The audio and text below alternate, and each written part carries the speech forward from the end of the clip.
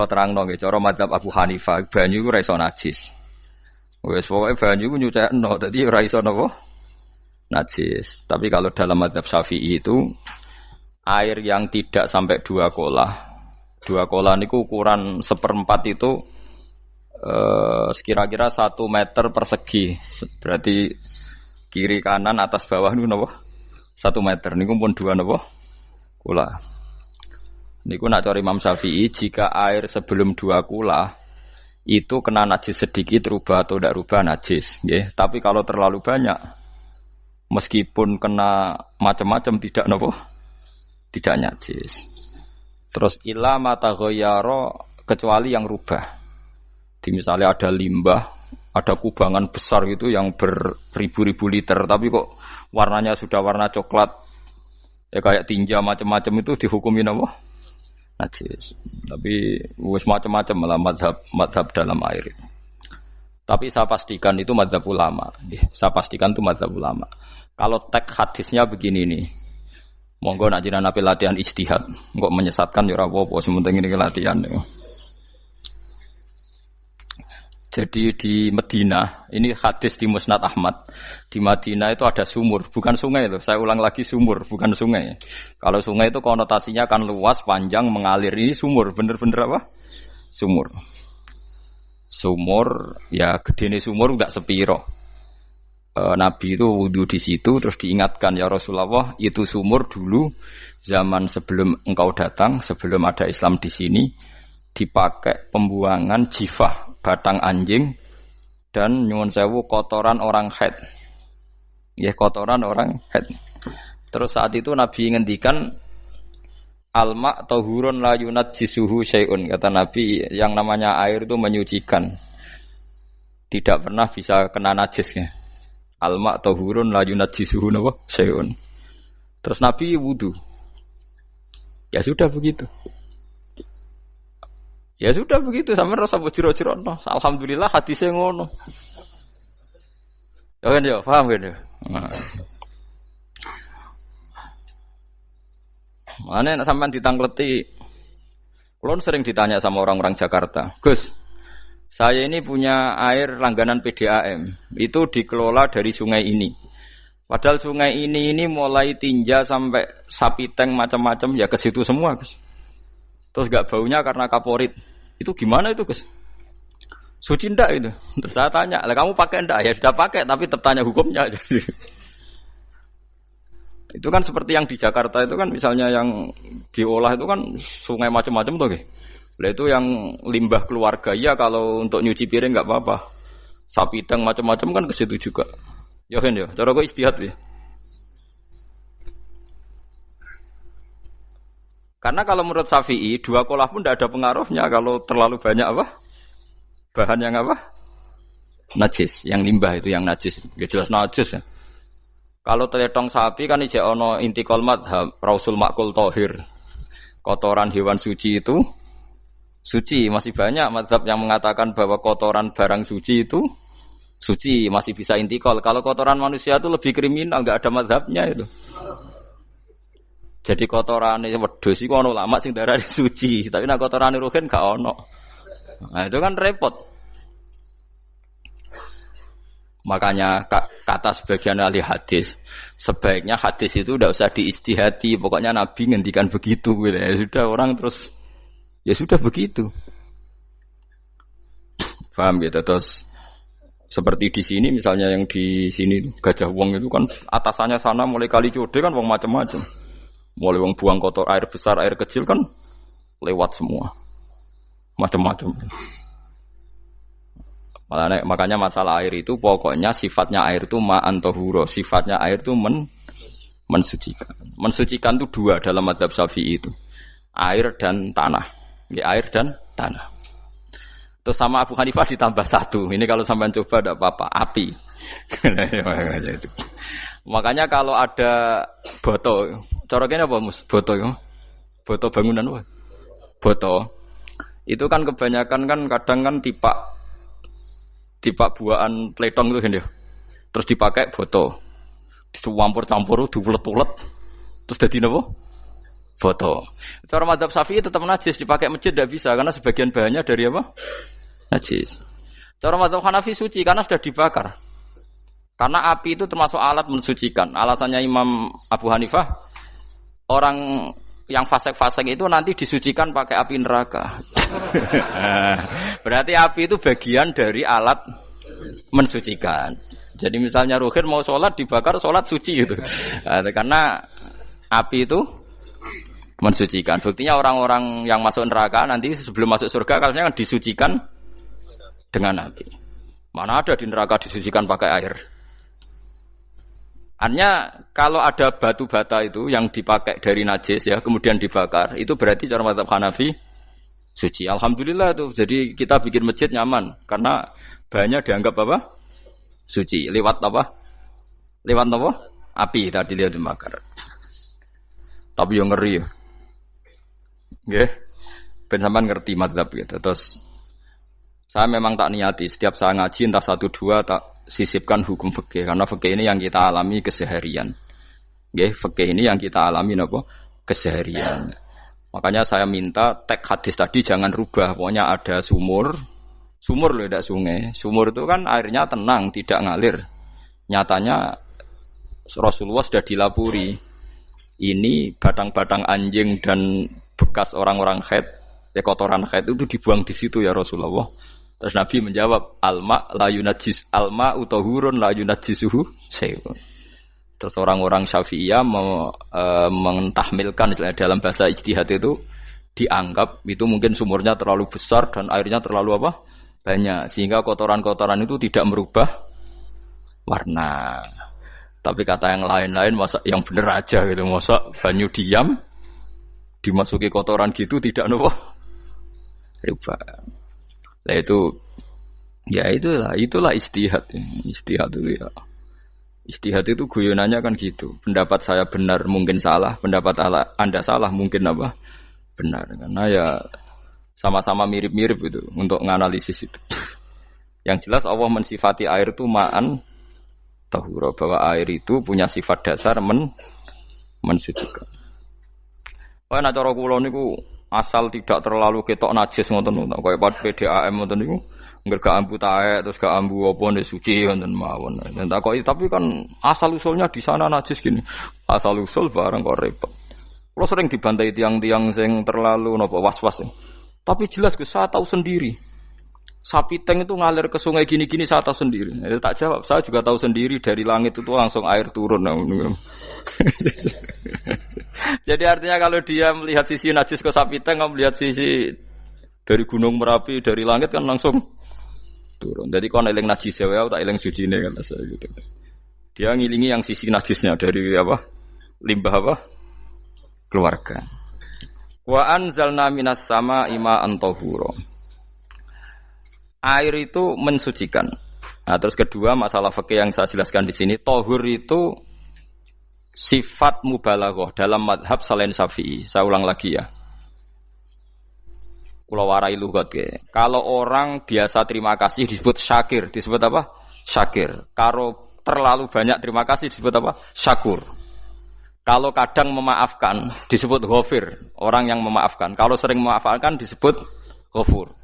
Jadi dalam disiplin lughat kalau wazan fa'ul itu berarti menunjukkan terulang-ulang. Paham nggih Pak? Apa? Terulang-ulang. Sehingga mazhab selain Syafi'i mengatakan air satu ciduk kan ya. Dipakai wudu, setelah itu mustakmalnya dipakai lagi boleh. Mustakmalnya dipakai lagi boleh. Alasannya fa'ul itu mubalaghah gitu loh. Jadi sesuatu yang terulang. Paham nggih? Saya ulang lagi ya. Tahur itu kan wazannya fa'ulan. Tahuran berarti wazannya fa'ulan. Fa'ulan itu berarti ikut wazan mubalaghah. Kalau ghafir mengampuni, kalau ghafur sering mengampuni. Syakir terima kasih, kalau syakur sering terima kasih. Berarti kalau tahir suci, kalau tahur sering mensucikan. Nah, makanya selain Syafi'i mengatakan air asal suci mensucikan, dipakai berkali-kali tetap suci mensucikan. Artinya tidak ada mustakmal, ya, tidak ada apa. Tapi kalau dalam mazhab kita kan sekali bekas wudu mustakmal, bekas junub mustakmal karena sudah pernah dipakai sesuci. Nah itu mazhab kita. Madzhab Syafi'i. Sama anut di pokoke kula cerita. Kula cerita sama nak kedesek nggih nganggo sing gampang mawon. Dadi gampang kan. Ya masuk akal karena memang wazan faulan itu untuk tadi untuk litakrir tadi untuk mengulang kayak dini mulukihi. Manusia itu ngikuti tradisi ketuanya. Lagi coba orang Indonesia mbok bodoh mbok ora mbok pinter mbok ora ngger Abu Bakar ya radhiyallahu anhu. Coba kalau tradisinya Syiah mungkin Abu Bakar laknatullah alaihi kan gitu. Ya kita tidak tahu begitu. Akhirnya kita ketiban apik karena menghormati apa? Sahabat. Artinya ketua itu penting, menciptakan suasana ketua itu penting. Coba kalau tanpa ketua mungkin kita tidak punya tradisi, makanya dipanggil itu ketuanya. Paham? Makanya sampean milih ketua itu yang benar. Setidaknya orang ikhlas, misalnya rapati bener penting ini ikhlas. Ngeri itu kalau pas sampean dipanggil nunjuk ketua itu, kemudian ketua partai, wah panggil pangeran bingung sampean. Ketua sopo nyebut ketua partai. Waduh. Ketuane partai dia celuk pangeran Melayu. Wah, ngadepi pangeran meriang tetep. Paham gitu. Jadi nanti sampean itu ditanya itu lewat nopo? Lewat nopo? Ketua. Terus ketua nanti itu ngecek ada nur yang dipakai alamat dia ngikutin ndak. Nah, yang paling ngeri ya termasuk Rasulullah. Rasulullah itu nanti pakai standar itu. Inna ummati yut'auna yaumal qiyamati hurran muhajjalin min atharil wudu. Itu kan ada tanya jawab sama sahabat. Kata Rasulullah, kamu tidak usah khawatir kalau saya meninggal. Meninggal saya itu baik. Hayati khairun lakum wa mamati khairun lakum. Saya hidup di antara kalian ya baik, setelah saya meninggal juga baik. Ya Nabi ya unik. Amma hayati fali asunna lakum as-sunan. Kalau saya masih hidup, berarti saya bisa meneladani kamu melakukan beberapa sunnah, beberapa tradisi. Sunnah itu tradisi. Jadi orang kudu artinya sunnah itu wajib atau sunat. Buktinya di Quran ada sunnatullah fil ladzina khalau min qabl. Jadi sunnahnya, tradisinya Allah menghukumi orang-orang dulu. Itu bisa orang benar, bisa orang tidak apa? Benar. Kata Nabi, kalau saya masih hidup, fali asunna lakum asunan, saya bisa mentradisikan kamu beberapa sunnah, bisa wajib, bisa sunnah. Wa amma wafati ya khairun lakum. Kalau saya sudah meninggal nanti juga bagus. Mergo aku nak SK pundhut jare Nabi aku jejer pangeran. Dadi nak roh kowe apik, saya muji Allah, nak roh kowe elek, langsung saya minta ampunan kepada Allah. Dan semua umatku nanti diampuni. Tapi terus Nabi mulai menangis. Tapi ada beberapa masalah. Ketika orang-orang itu ternyata umatku, mau saya ajak ke surga, kata Tuhan, kata Allah, innahum qad ahdatsu ba'dak. Mereka ini bikin aturan aneh-aneh setelah kamu Muhammad. Terus aku suhkon ya sudah kalau gitu tak tinggal ke surga, tidak ikut masuk surga. Nah kemudian ulama berdebat ahdatsu itu apa? So, ada yang itu bid'ah gitu, macam-macam. Kalau ulama Sunni ahdatsu itu ya bid'ah ibadah mahdhah. Jadi misalnya orang melakukan sholat zuhur kok 6 rakaat itu kan wong nganggur papat es kesel kok malah muni 6 itu tuh. Utawa zuhur kok mau 3 rakaat itu kan ya itu bid'ah. Karena ibadah mahdhah. Tapi kalau masalah sosial itu fleksibel. Fleksibelnya adalah misalnya dulu Nabi naik unta, orang yang anti bid'ah juga naik Innova. Padahal dulu naik unta. Orang-orang yang poligami itu ya tidak nunggu istri pertama mati. Padahal dulu Nabi poligami setelah Sayyidah Khadijah meninggal. Ya mereka baik-baik saja.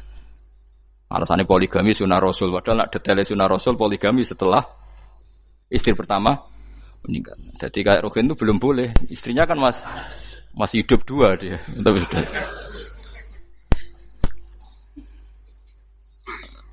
Nah, bahkan artinya kalau sampean memaksakan gitu, sampean kalau nggak percaya saya bacakan ayat. Wal khailah wal bihola wal hamira litarkabuha wazina. Kamu bisa naik kuda, naik onta, naik himar. Setelah kamu naik dan kamu tenang di atas punggungnya, litas tahu ala zuhuri, sumatas kuru ni'mata rabbikum, idza stawaitum alaihi wa taqulu subhanalladzi sakhkhara lana hadza ma kunna lahu mukrim. Artinya ketika kita naik onta zaman dulu dan tagnya memang onta, itu terus kamu baca subhanalladzi sakhkhara lana hadza. Apakah sekarang kesunatan baca itu kalau yang ditumpai onta, sehingga kalau yang naik Innova tidak usah baca itu? Gitu.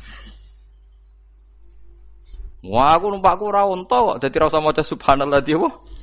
Sakharan. Dhisik Nabi maca iku mergo numpake onta. Ya ngajak goblok bareng tuh, mosok tepuk kanthi begitu tuh.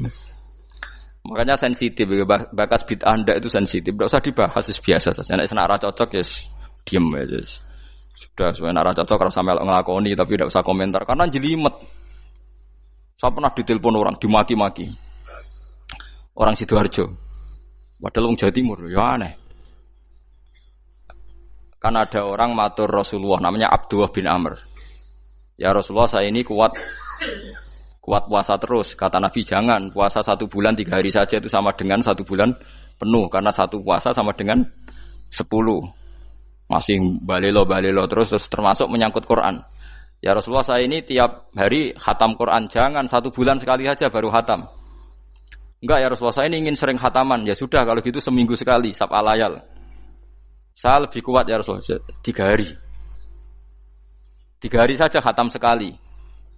Iqra'hu fi salasin kata Nabi. Ya Rasulullah, saya lebih kuat ketimbang itu. Tidak ada yang lebih baik ketimbang itu kata Nabi. Kemudian orang itu anti semaan karena semaan itu kan 1 hari khatam. Paham ya? Maksudnya hadis tadi yang di Bukhari dipakai dalil anti apa? Semaan karena semaan itu 1 hari apa? Khatam. Lewat telepon pertama lewat santri saya, terus lama-lama lewat telepon. Terus saya tanya, kamu bacanya hadis kira-kira sama saya banyak mana? Kayaknya banyak jenengan. Terus saya tanya, betul Nabi menyuruh khatam tiap 3 hari? Ya. Betul Nabi nyuruh khatam tiap 1 bulan? Ya. Ya sudah, lakukan saja. Anda sering enggak khataman tiap 3 hari? Enggak pernah, setahun aja enggak mesti. Lah iya, kalau Nabi melarang baca Quran tiap hari kamu setuju, tapi Nabi nyuruh tiap hari khatam kamu enggak setuju. Enggak apa-apa, kamu anti semaan enggak apa-apa, tapi lakukan perintah Nabi tiap 3 hari khatam. Menang deh. Lah itu maksud saya. Anda tidak apa-apa milah-milah bid'ah sesuai versi Anda, pemahaman Anda, tapi yang fair. Kalau Anda anti semaan ya harus tiap 3 hari khatam karena dawuh Nabi iqra'hu fi kulli salasin. Enggak juga kan, mereka juga orang yang enggak jarang baca. Jarang baca apa? Lah itu enggak fairnya di situ. Makanya dia biasa mawon. Cuman semaan apal Quran wis semaan. Nah apal Quran ya wiridan, malah lucu to apal Quran kok semaan. Ya yes, ngono ae arep apal ya nyemak kan, ngono kesel mulai. Jadi bang nyemak sampai gremeng. Bariku mangan entek akeh kan malah lucu. Wong nyemak yo do kurang ajar. Jajal kok nyemak ki delok ngarep mbek guri tok, gres kebar ya wis. Aku serah kelakuane wong nyemak. Kan dekne ra apal kan yo. Biasane nyegat guri to. Kok agar gurine kembar pojok ya. Wis. Kok agar gurine pojok kembar. Ya sing semak akhire pinter sing maca kembar gurine. Paham gitu, terus paham gitu, tohuron gitu, tak latih memahami Quran secara luwat. Quran bagaimanapun bilisanin arabiyim mubin. Ada ulama yang berpendapat tohir itu dimubalaghahkan tohur, seperti ghafur, syakir, syakur. Sebab itu menurut mazhab ini tidak ada air apa musta'mal. Tapi kita biasa mazhab Syafi'iyah apa? Ada apa? Ada musta'mal. Itu masalah-masalah ijtihadiyah, masalah-masalah ijtihadiyah. Kalau masalah ijtihadiyah tadi pendapat saya benar mungkin salah, pendapat Anda salah tapi ya mungkin benar itu. Wa anzalna minas sama ma'an tahura, mutahhiron tegese banyu iku sing nyucekno. Linuhya supaya maringi urip ingsun. Bihi sebab anane banyu baldatan ing daerah maitan kang mati. Jadi istilah resmine pangeran yo, aku nak nguripno bumi iku yo nganggo lantaran banyu. Ya, yang masal itu yang itu. Paham gitu, terus sampean biar tahu duduk perkara ini. Jadi tohur, ya tohuron itu sifat mubalaghah. Tapi kalau dalam mazhab Syafi'i tohur itu ismul alat. Jadi tidak maknanya mengulang-ulang sehingga Imam Syafi'i tidak membolehkan wudu pakai air apa? Mustamal. Lah menurut hadis kayaknya benar Imam Syafi'i secara lahir. Karena Nabi ngendikan sisa air wudu itu membawa dosa Anda. Kata Nabi, jika seseorang wudu maka kotorannya keluar dari ajfan, dari pelapuk mata, dari apa, sampai keluar dari mimbaini adzofirih, sampai keluar dari bawah-bawah apa? Kuku. Sehingga kalau air ini sudah membawa kotoran dosa Anda, berarti air ini kan sudah menjadi air kotor. Andai kan Anda mukasyafah, maka air ini sudah penuh dengan kotoran. Enggak mungkin air yang sudah penuh kotoran dipakai wudu lagi. Itu cara berpikir Imam Syafi'i. Ya sampean ikut mana ya? Ya gampang kan kalau keadaan normal ya ikut Syafi'i, kalau air banyak, kalau tidak normal ya ikut mazhab yang lain. Kan gampang. Gitu aja kok repot tuh. Ya itu pentingnya orang ngaji ya di situ tuh harus banyak pilihan. HP kartune loro masa madzhab mesti tok. Nah, itu kan gitu. Ya pokoknya gitu. Kalau yang percaya wasilah ya pakai istilah pangeran linuhyabi baldatam maita, ada kata bihi. Allah menghidupkan bumi itu dengan pelantaraan air, padahal Allah tidak butuh perantaraan. Tapi yang anti ya enggak apa-apa. Memang yang percaya wasilah itu ya bahaya juga. Yes, pokoknya yes. Sudah pakai 2 kartu apa susahnya tuh? Ya enggak apa-apa. Asal ada ilmunya, ya tidak karena emosi. Memang ada apa? Ada ilmunya. Linuh ya bihi baldatam maita. Wanus qiyahu. Lan nyirami ingsun yastawi podo baldatam maita bitakhfif lan takhfif maita, maksudnya buatan mayita tapi napa maita. Yastawi podo fi ing dalam dawa maita napa al mudzakkar muannas lan muannas. Zakkarahu mudzakkarna sapa Allah taala hu ing dawa maitan bi tibaril makani kelawan diitung tempat. Maksudnya maitan. Wanus qiyahu meniku masalah nahwu. Lan nyiramno ingsun hu ing banyu ilma ategese banyu mimma sing perkara kholakna kang wis gawe ingsun gawe siraman an aman ing pira-pira raja kaya kewan ibilan tegese unta wa bakaronan sapi wa hunamanan wedhus wa anasi lan pira-pira manusa kasiron kang akeh. Iki unike Quran, kadang kewan mbek manusa iku dibakas dhisik kewane. Engko nek ndelok dosa mbek ora ya apik kewan. Tapi nek ndelok diakal mbek ora ya apik manusa, tapi nek didelok manusa mbek kewan niku dosa ndi? Dosa manusa. Mulane nek salat istisqa iku kesunatane gawa kewan. Lho nggih tenan mboten guyon, sampean delok kabeh kitab fikih nek salat istisqa kesunatane iku wong kon gawa apa? Kewan. Tapi aja kethek lho ya. Contone ngono iku ya kaya wedhus sapi, ngotos koyo kethek ula bulus wah, malaikate bingung. Maksudnya kewan tapi aja bulus, kethek ula. Mulane teng daerah mriku, teng daerah Sarang nate kekeringan. Bareng kekeringan tiang salat istisqa ono sing nggo sapi, nggo wedhus. Delalah bar salat istisqa iku udan.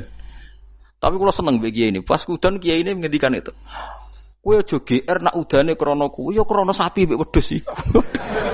Mergo ora duwe dosa, mergo ora duwe apa? Dosa. Lah yaitu agama. Agama itu kita ta'abudi. Wong kita jare makhluk paling terhormat. Tapi nyatane nak istisqa butuh bantuan kewan. Itu kesunatan istisqa ngoten to. Tem mriki ngoten mboten. Do nuntun wedhus to. Napa? Mboten sing tek teng kitab-kitab Pak Sami to. Kan go kewan kan? Ya, tapi ya soal kewan mau iso mbayakno. Wah, lah nek wong pasar ngasem mbok gowo mulai ular kobra macam-macam malah repot. Ndak ini menunjukkan nggih karena manusia iku akeh dosane. Mulane jemben teng ora-ora mahsyar iku manusa ra kepengin apa kewan ra kepengin dadi manusa tapi manusa kepengin dadi kewan. Makanya nanti ketika ngadepi hisab gak kuat wa yaqulul kafiru ya laitani kuntu napa turaba. Maksudnya kuntu turaba ya Allah saya jadikan kewan sing di akhir segalanya didhawuhi Allah kuni turaban. Kamu sekarang cukup jadi turab. Intine manusa sampeyan teng ora-ora masaru bayangno kaya kewan sing akhir hayate mau didadekno napa lemah. Nah, kadang-kadang manusa itu dalam siklus ini apik kewan malah didhisikno mimma khalaqna napa an-aman riyen ya. Kalau dilihat dari dosa ndaknya, kalau dilihat dari manusia makhluk terhormat macam-macam ya apik manusia.